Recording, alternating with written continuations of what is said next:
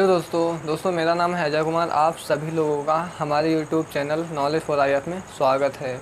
तो दोस्तों हम लोग बात कर रहे थे कक्षा 12 भौतिक विज्ञान के अंतर्गत कूलाम का नियम तथा वैद्युत क्षेत्र, यानी पहला चैप्टर कक्षा 12 भौतिक विज्ञान का। ठीक, तो दोस्तों इसमें हम लोगों ने बहुत सारी चीज़ें जानी, कूलाम का नियम, आवेश, ठीक, बहुत सारे पदार्थों के बारे में जाना, जैसे चालक पदार्थ हो गया, चालक पदार्थ हो गया। ठीक, तो आज डिस्कशन करना है कि वैद्युत क्षेत्र की तीव्रता क्या होती है।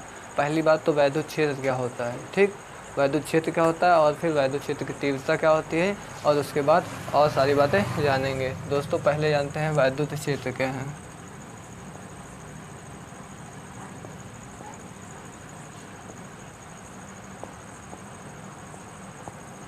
तो बात करते हैं वैद्युत क्षेत्र। तो दोस्तों वैद्युत क्षेत्र किसी चालक पदार्थ या अन्य पदार्थ के परितः वह क्षेत्र है, ठीक, जहाँ पर या जिसमें लगने वाले आकर्षण अथवा प्रतिकर्षण बल का अनुभव किया जा सके। मान के चलो कि ये कोई वस्तु है, ठीक, तो इसके परितः, मान लो कोई चालक पदार्थ है, तो इसके परितः वह क्षेत्र जिसमें लगने वाले आकर्षण अथवा प्रतिकर्षण बल का अनुभव किया जा सके, ठीक, तो इसी को क्या कहते हैं, वैद्युत क्षेत्र। ठीक, वैद्युत क्षेत्र हो गई। अब हम लोग बात करते हैं मेन टॉपिक पे, क्या वैद्युत क्षेत्र की तीव्रता।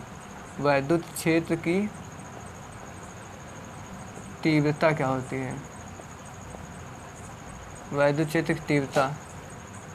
तो दोस्तों वैद्युत क्षेत्र की तीव्रता क्या होती है, मान के चलो कि कोई वैद्युत क्षेत्र है, ठीक, किसी बिंदु पर रखे परीक्षण आवेश, ठीक, किसी बिंदु पर रखे, यानी वैद्युत क्षेत्र में किसी बिंदु पर रखे परीक्षण आवेश पर लगने वाला बल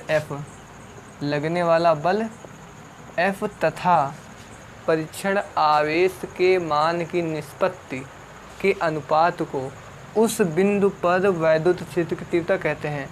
यानी मान लो कोई वैद्युत क्षेत्र है, ठीक, इस पर कोई मान लो बिंदु है और इस पर कोई परीक्षण आवेश यानी Q0 रखा हुआ है, ठीक, तो क्या होता है कि वैद्युत क्षेत्र में स्थित किसी बिंदु पर रखे परीक्षण आवेश पर लगने वाले बल तथा परीक्षण आवेश के मान की निष्पत्ति के अनुपात को क्या कहते हैं, वैद्युत क्षेत्र की तीव्रता। एक बार दोबारा देखिए कि मान लो कोई भी वैद्युत क्षेत्र है, ठीक, इस पर किसी बिंदु पर परीक्षण आवेश स्थित है, तो इस पर जो वैद्युत क्षेत्र की तीव्रता होगी, ये इस पर जो परीक्षण आवेश पर लगने वाला बल F तथा परीक्षण आवेश के मान की निष्पत्ति के अनुपात को क्या कहते हैं, वैद्युत क्षेत्र की तीव्रता। ठीक, तो इसको E से प्रदर्शित करते हैं, ठीक, इसको E से प्रदर्शित करते हैं। दोस्तों पहले आप लोग इसकी परिभाषा देख लीजिए, जिस प्रकार बताया है उसी प्रकार की एकदम सिंपल सी परिभाषा भी है, ठीक।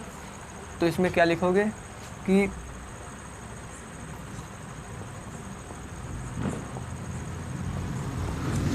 वैद्युत क्षेत्र में स्थित किसी बिंदु पर वैद्युत क्षेत्र में स्थित किसी बिंदु पर रखे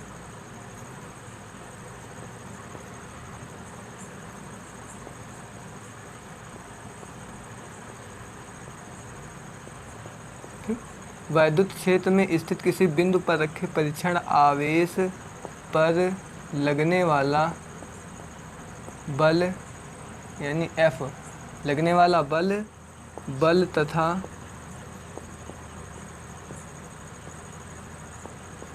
परीक्षण आवेश के मान की निष्पत्ति के अनुपात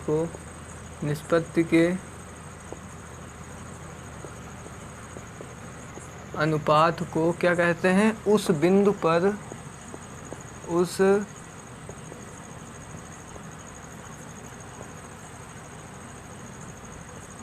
पर वैद्युत क्षेत्र की तीव्रता कहते हैं।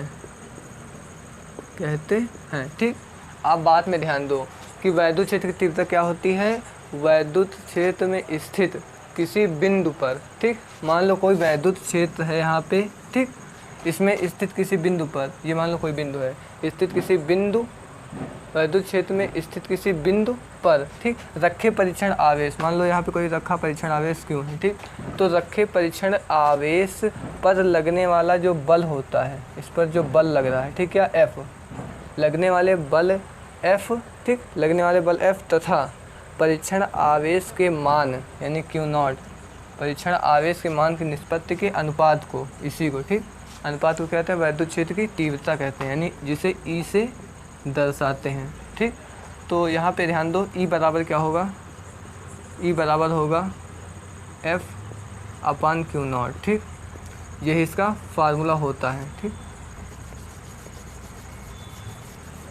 अब बात करते हैं इसका मात्रा क्या होता है। दोस्तों एक बात आप लोग यहाँ पे ध्यान दीजिए कि वैद्युत क्षेत्र की तीव्रता ऐसे ही जाहिर दे रहा है कि इसका मात्रा आखिर होगा क्या। देखो बल का जो मात्रा को क्या होता है, बल का होता है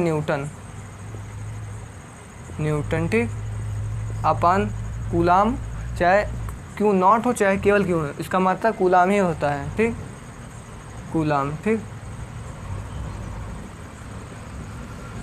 अब बात करते हैं इसको व्यक्त करने के लिए जो शब्द का प्रयोग किया जाता है, जिस अक्षर का प्रयोग किया जाता है,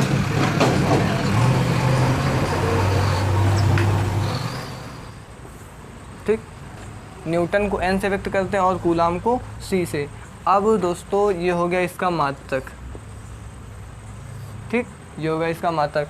अब बात करते हैं कि ये जो है विमा इसकी क्या होगी, ठीक, तो इसकी विमा होती है न्यूटन की क्या होती है mL/T-2 अपान कूलाम की होती है 80, ठीक, बराबर mL।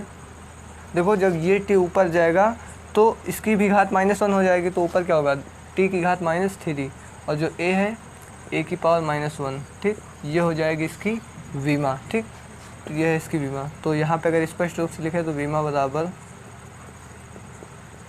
mL/T-3 और A-1, ठीक।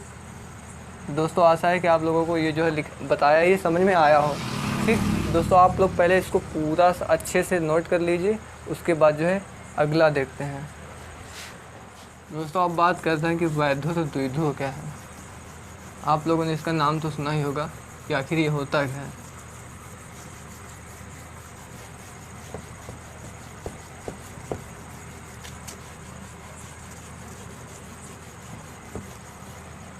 तो दोस्तों अब अगला नंबर है वैद्युत द्विध्रुव।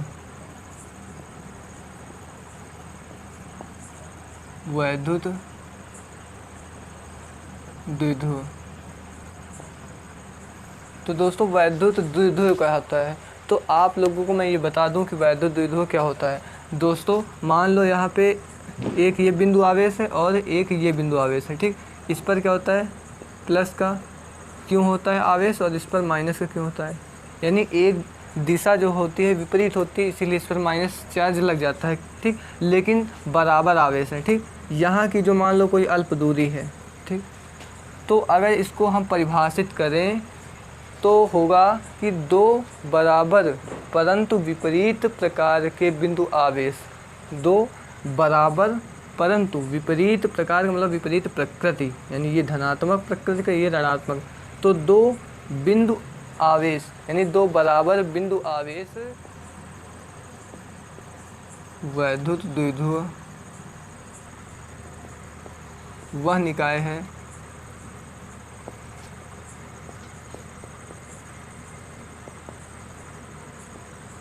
वैद्युत द्विध्रुव वह निकाय है जिसमें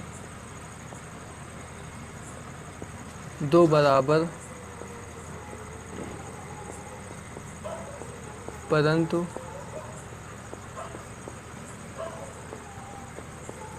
विपरीत प्रकार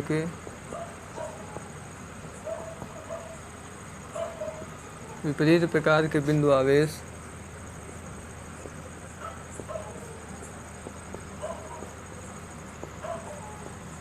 एक दूसरे से अल्प दूरी पर स्थित होते हैं, स्थित होते हैं। ठीक। अब दोस्तों आप लोगों को परिभाषा ही समझ में आ गया होगा कि वैद्युत द्विध्रुव वह निकाय है। क्या है? वैद्युत द्विध्रुव वह निकाय है जिसमें दो बराबर परंतु विपरीत प्रकार यानी विपरीत प्रकृति के बिंदु आवेश एक दूसरे से r दूरी पर स्थित होते हैं। माना कि दो बिंदु आवेश एक ये है और एक ये है। ठीक। परिभाषा के अकॉर्डिंग देखते हैं, वैद्युत द्विध्रुव वह निकाय है जिसमें दो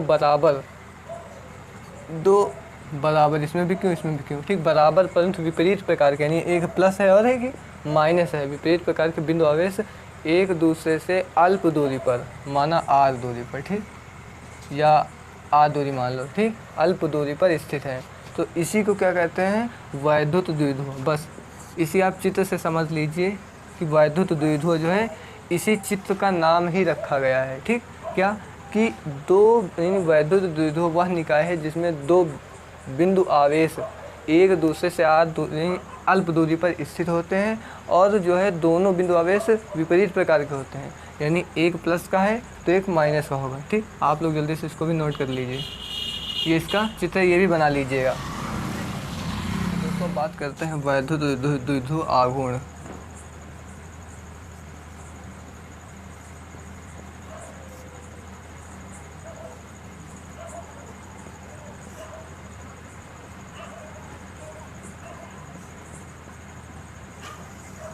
वैद्युत द्विध्रुव आघूर्ण।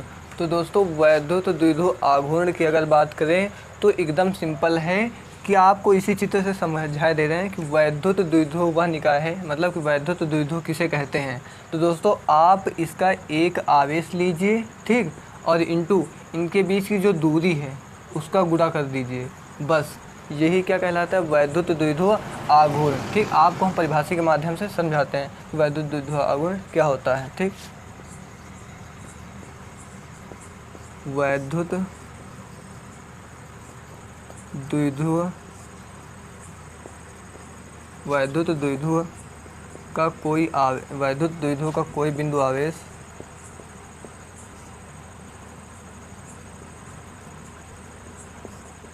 तथा उनके